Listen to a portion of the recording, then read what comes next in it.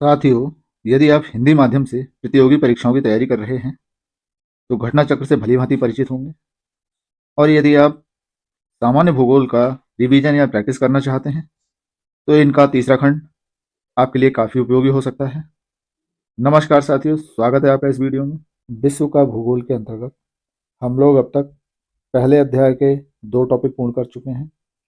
इस वीडियो में देखेंगे तीसरा टॉपिक, सूर्य। नोट्स में दिया है, सूर्य सौर मंडल के केंद्र में स्थित है।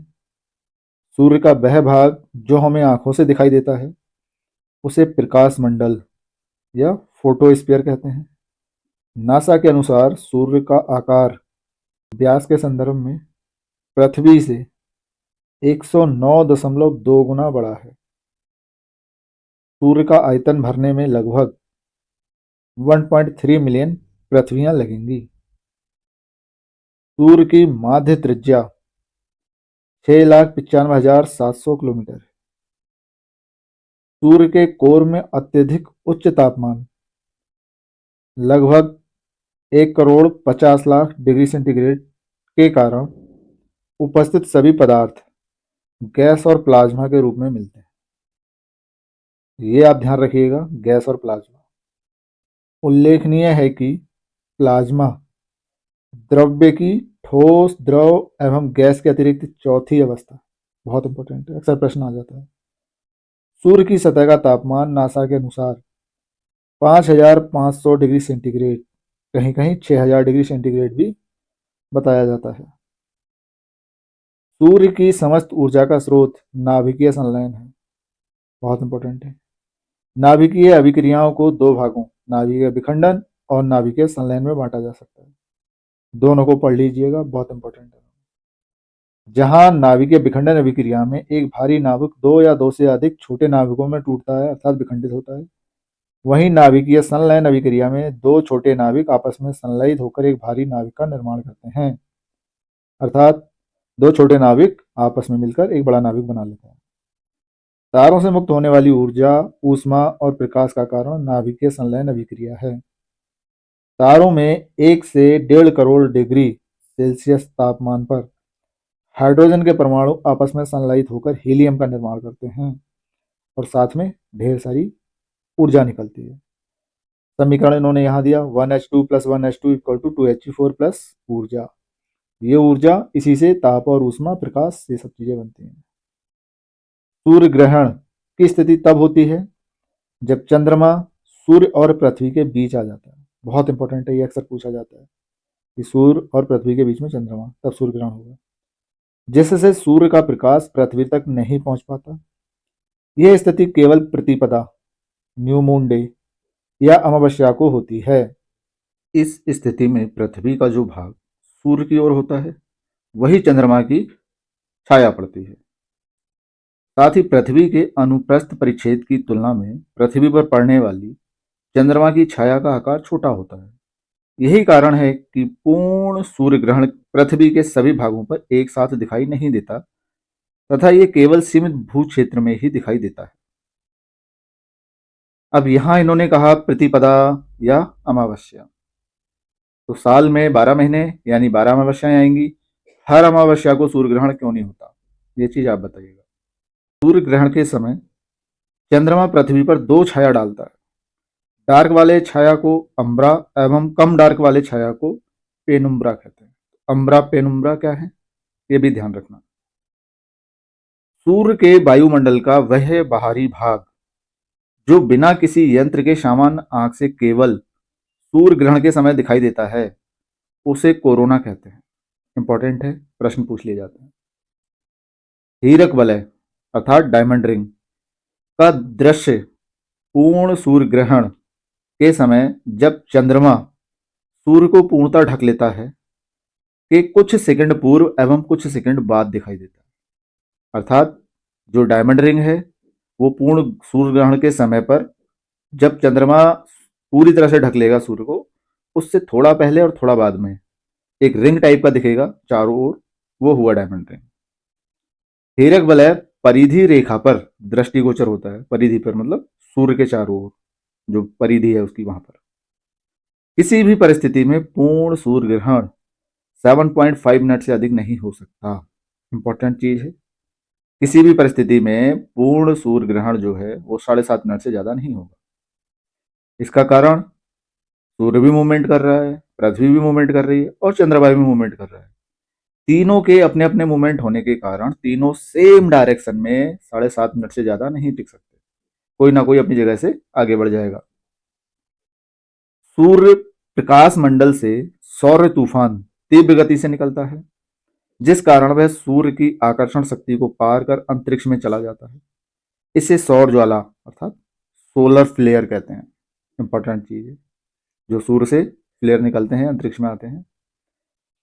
जब ये पृथ्वी के वायुमंडल में प्रवेश करता है तो हवा के कणों से टकराकर रंगीन प्रकाश उत्पन्न करता है, जिसे उत्तरी ध्रुव पर अरोरा बोरियालिसिस, बहुत इंपॉर्टेंट है, अरोरा बोरियालिस, तथा दक्षिणी ध्रुव पर अरोरा ऑस्ट्रेलिस कहते हैं।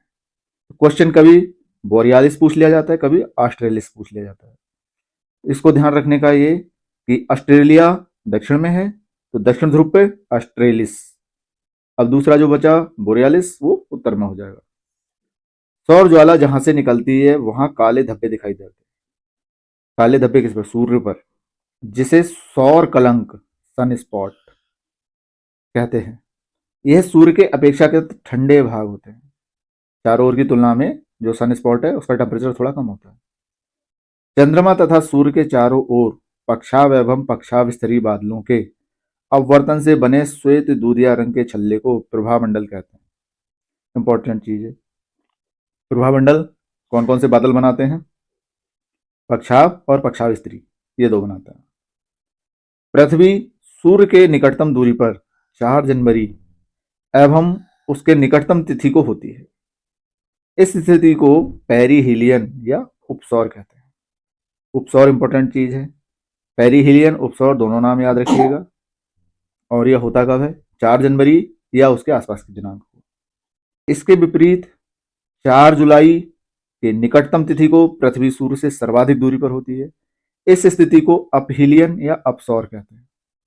4 जुलाई या उसके अगल बगल की तारीख को अपहीलियन यानी अपसौर, और 4 जनवरी को पेरिहीलियन या उपसौर। तो ये अपसौर उपसौर या पेरिहीलियन अपहीलियन ये ध्यान होना चाहिए, अक्सर क्वेश्चन पूछ लिया जाता है। खगोलीय इकाई एस्ट्रोनॉमिकल यूनिट दूरी मापने की इकाई है। यह इकाई सूर्य एवं पृथ्वी के बीच की औसत दूरी के बराबर होती है। खगोलीय इकाई इंपॉर्टेंट है, अक्सर पूछ लिया जाता है। खगोलीय इकाई सूर्य और पृथ्वी के बीच की औसत दूरी, और दूरी यहाँ दी है 1.49598 इंटू 10⁸ किलोमीटर या 149.6 मिलियन किलोमीटर। मिलियन यानी 10�6, बिलियन 10�9, ट्रिलियन 10�12। तो अब ये जो 10⁸ है इसमें से 6 निकाल लिए, वो बन गया मिलियन किलोमीटर। 2 घात बची 2 की, यानी 100 से इधर गुणा कर दी तो दशमलव यहाँ की जगह यहाँ आ जाएगा, यानी 149.6 मिलियन किलोमीटर बन गया। इसको आप सीधा सीधा ये मान के चलो लगभग 150 मिलियन किलोमीटर के बराबर। अन्य इकाइयों में से इस प्रकार समझा जा सकता है। मीटर में तो किलोमीटर, 1 किलोमीटर में 1000 मीटर यानी 10�3, तो 8 में 3 जोड़ दिए 11। आगे इन्होंने ये 14 बना दिया, 11 3 14, यानी ये मीटर नहीं होगा, ये होगा एमएम में। इसका मतलब तारों के बीच की दूरी को मापने हेतु खगोलविदों द्वारा पारसेक का प्रयोग किया जाता है। इंपॉर्टेंट है, पारसेक क्या है? 1 पारसेक बराबर 3.26 प्रकाश वर्ष, और मीटर में इसको 1 पारसेक बराबर 3.084 इंटू 10⁻16 मीटर। इस प्रकार खगोलीय दूरी के मात्रकों में पारसेक सबसे बड़ी इकाई है, उसके बाद क्रमशः प्रकाश वर्ष तथा खगोलीय इकाई। तो पारसेक, प्रकाश वर्ष और खगोलीय इकाई तीनों आपको पता होना चाहिए। खगोलीय इकाई मतलब सूर्य और पृथ्वी के बीच की औसत दूरी। प्रकाश वर्ष सूर्य का प्रकाश 1 वर्ष में जितनी दूरी तय करता है। पारसेक 3.26 प्रकाश वर्ष। तो दूरी का सबसे बड़ा मात्रक पारसेक और सबसे इंपॉर्टेंट प्रकाश वर्ष, बाकी खगोलीय इकाई भी ध्यान रखनी। तो ये तीनों ही इंपॉर्टेंट हैं। आगे प्रश्न दिए हैं। पहला प्रश्न है, सूर्य के केंद्र में उपस्थित पदार्थ होते हैं ठोस, द्रव, गैस? केवल द्रव, केवल गैस, गैस एवं द्रव दोनों। हम डी को सही मान सकते हैं, लेकिन यह भी एग्जैक्ट नहीं है क्योंकि वहां प्लाज्मा के रूप में पाया जाता है। सूर्य के केंद्र में अत्यधिक उच्च तापमान के कारण सभी पदार्थ गैस और प्लाज्मा के रूप में मिलते हैं। उल्लेखनीय है कि प्लाज्मा ठोस, द्रव एवं गैस के अतिरिक्त पदार्थ की चौथी अवस्था है। प्लाज्मा ऑप्शन में है ही नहीं। एग्जैक्ट आंसर हमारा गैस और प्लाज्मा, लेकिन जब प्लाज्मा नहीं है तो डी को मान सकते हैं, लेकिन डी उतना करेक्ट आंसर है नहीं। करेक्ट आंसर तो गैस प्लाज्मा ही है। तो प्लाज्मा पदार्थ की चौथी अवस्था। प्रश्न 2, सूर्य की ऊर्जा उत्पन्न होती है आयनन द्वारा, संलयन द्वारा, विखंडन द्वारा, ऑक्सीकरण द्वारा। तो वहां क्या होता है? Helium hydrogen. ध्यान आ रहा है? बहुत उच्च ताप पर, तो संलयन, नाभिकीय संलयन। तारों से मुक्त होने वाली ऊर्जा ऊष्मा और प्रकाश का कारण नाभिकीय संलयन अभिक्रिया है। तारों में 1 से 1.5 करोड़ डिग्री सेल्सियस तापमान पर हाइड्रोजन के परमाणु आपस में संलयित होकर हीलियम का निर्माण करते हैं। अब ये देखो, 2 हाइड्रोजन और मिलके बन गया हीलियम प्लस एनर्जी। अब ये हाइड्रोजन की जगह इन्हें ड्यूटेरियम दिया, तो ये हाइड्रोजन का ही एक प्रकार है। प्रश्न 3, हीरक वलय एक दृश्य है जिसे देखा जा सकता है पूर्ण सूर्य ग्रहण के आरंभ में, अंत में, पूर्णतया पथ चिन्ह के परिधीय क्षेत्रों पर, केवल पूर्णतया पथ चिन्ह के केंद्रीय क्षेत्रों पर।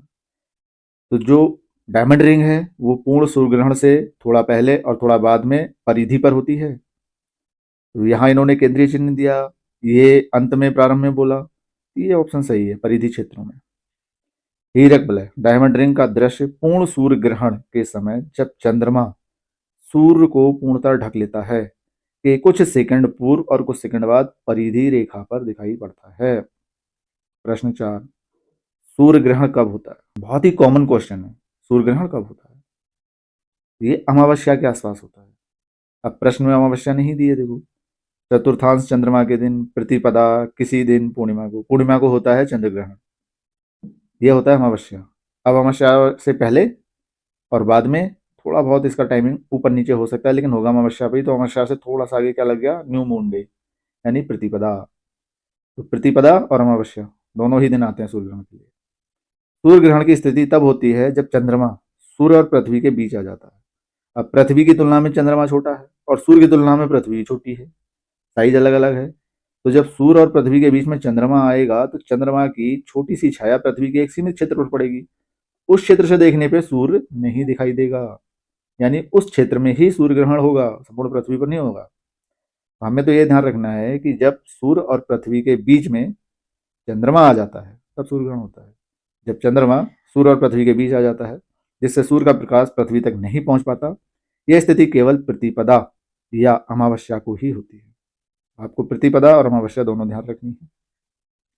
प्रश्न 5, प्रत्येक सूर्य ग्रहण घटित होता है केवल पूर्णिमा, केवल अमावस्या, ए और बी, ना ए ना बी, तो ये अमावस्या को।